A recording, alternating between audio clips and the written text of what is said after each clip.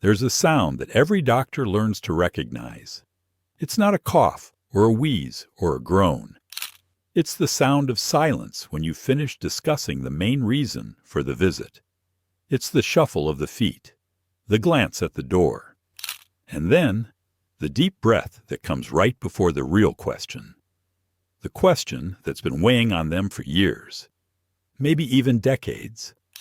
I've had world-class executives, decorated veterans, and loving grandfathers sit in that exact chair, their voice dropping to almost a whisper as they finally ask about themselves, about a habit they've been told is shameful, a weakness, a sin, a practice so common it's nearly universal, yet so shrouded in myth and anxiety that it feels like a dark secret. And the question, in one form or another, is always the same. Doctor, is it bad for me? Am I doing it too much? If that question has ever crossed your mind, if you've ever felt a pang of guilt or worry about masturbation, then I want you to take a deep breath with me. Because today, we are going to drag every one of those fears out of the shadows and examine them in the bright, clear light of medical science. We're going to dismantle the 5 biggest myths brick by brick and finally answer that question. How much is too much? This isn't about being crude or sensational. This is about replacing generations of shame with facts and giving you the peace of mind you deserve. Hello, I'm Dr. Alistair Vance. As a urologist with over 2 decades of experience, I've dedicated my life to the intricate plumbing and profound health of the human body. And I can tell you, with absolute certainty, that one of the biggest obstacles to men's health isn't a disease, it's silence. Today, we break that silence. Masturbation is a normal, natural part of human sexuality. It's not just for teenagers. It's a reality for adults of all ages, genders, and relationship statuses. It's a way we learn about our bodies, relieve stress, and experience pleasure. But the myths persist. They are powerful because they prey on our deepest insecurities about our vitality, our masculinity, and our virility. So let's get straight to it. Let's start with the classics, the kind of things you might have heard on the playground or from a stern-looking grandparent. The idea that you could go blind or that it would cause some kind of bizarre physical deformity. Let's be crystal clear. This is 100% false. There is not a single shred of scientific or medical evidence to support any of these claims.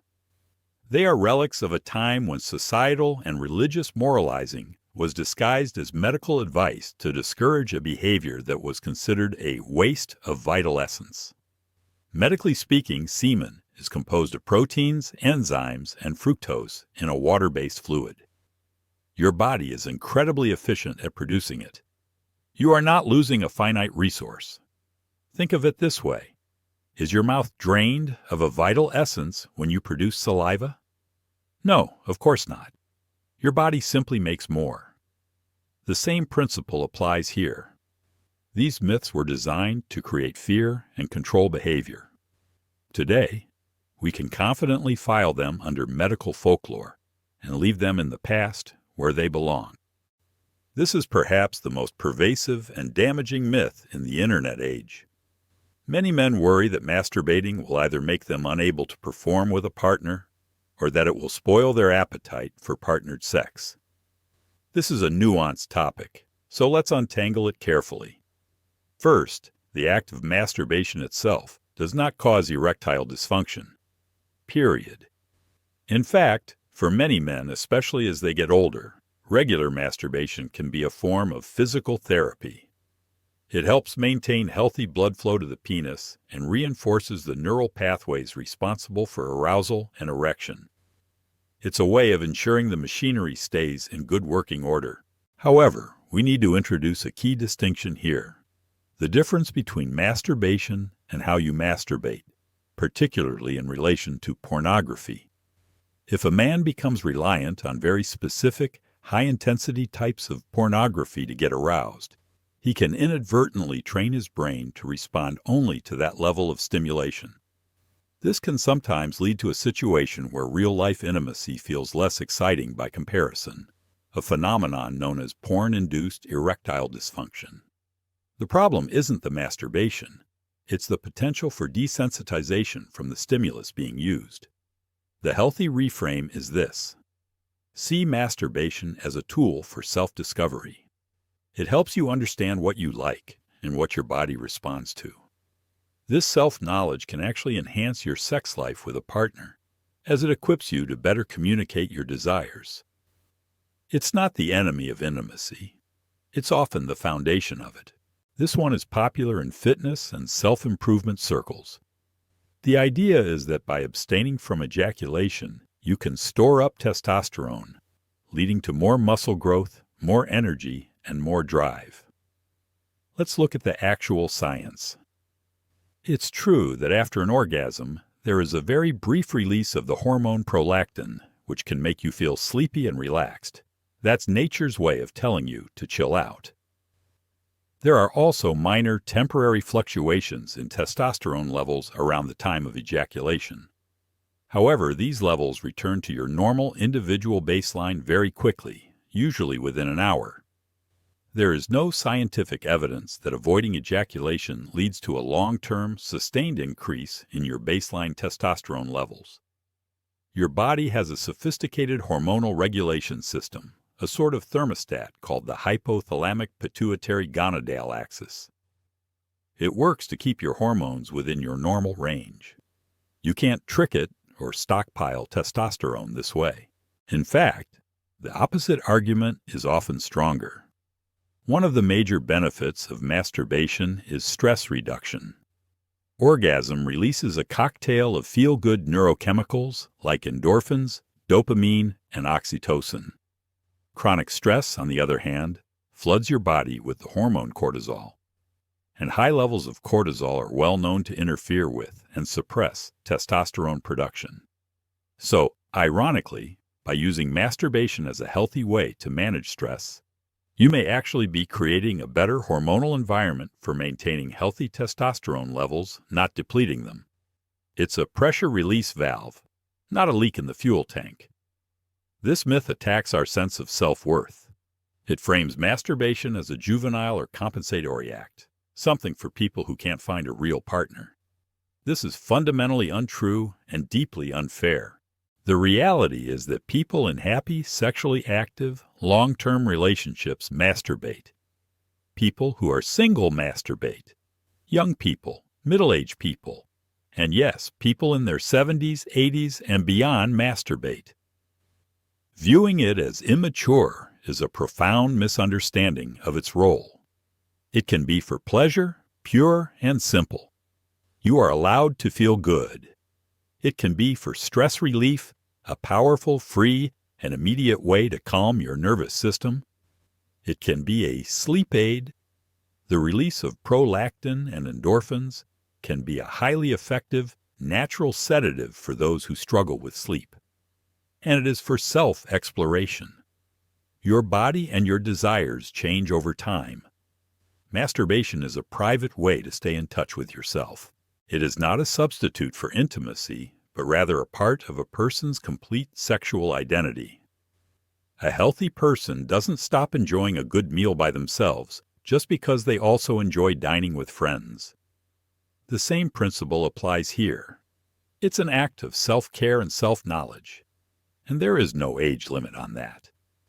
This is a question I get constantly, especially from my male patients, over 50, who are dealing with the symptoms of an enlarged prostate. They worry that ejaculation will somehow irritate or worsen their condition. The scientific evidence points in the exact opposite direction. Several major studies have suggested that regular ejaculation is actually beneficial for prostate health. The most famous is a massive long-term study from Harvard, which found that men who ejaculated more frequently had a significantly lower risk of developing prostate cancer later in life. The prevailing theory is often called the prostate stagnation hypothesis.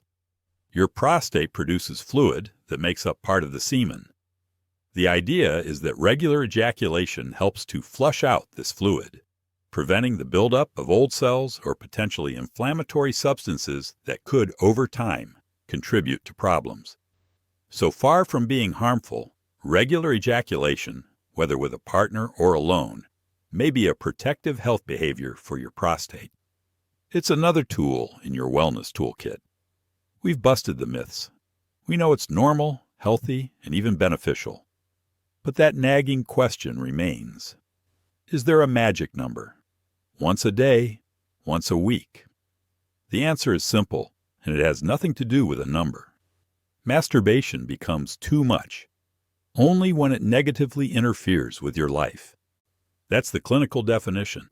It's not about frequency, it's about function. To figure out if your habit is healthy or leaning towards compulsive, ask yourself these 4 questions with radical honesty.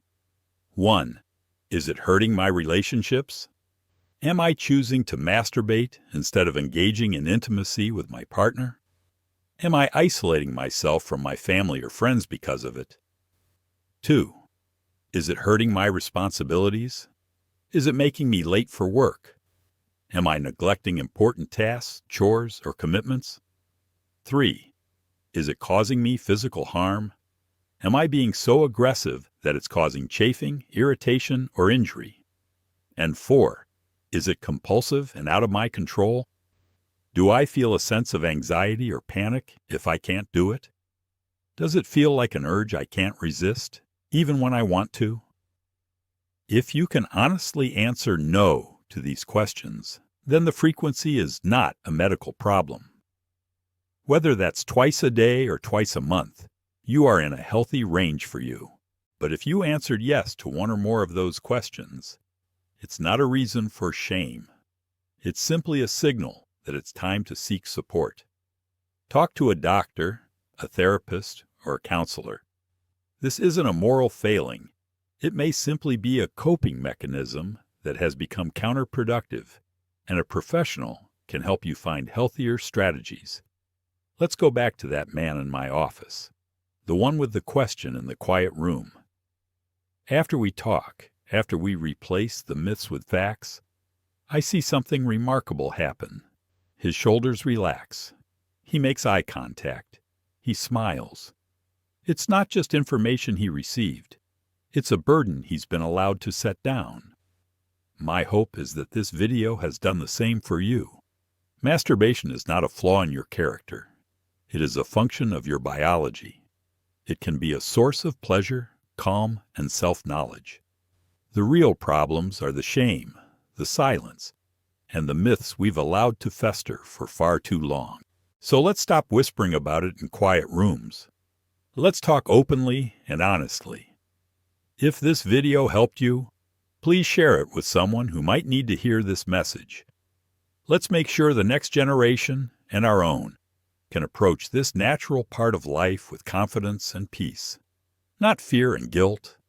Be well and be kind to yourself.